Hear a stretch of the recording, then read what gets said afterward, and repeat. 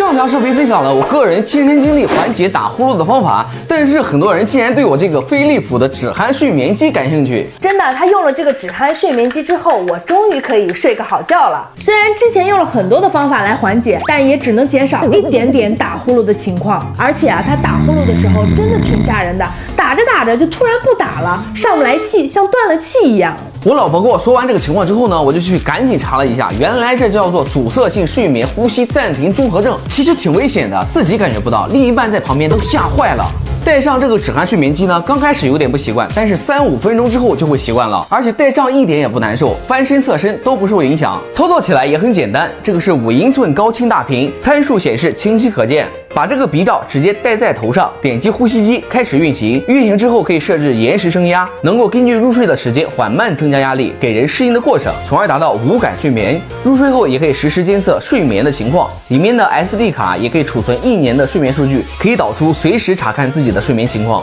运行起来声音也不大，只有30分贝，和开空调的声音差不多。我在旁边也完全不会影响到睡眠，而且它还有自动加湿加热的功能，像现在冬天家里开着暖气，第二天起来喉咙也不会干燥，很舒服。晚上睡得香，白天活力满满，而且我老婆再也不会因为我打呼噜而吵得睡不着觉了。关注我，懂更多。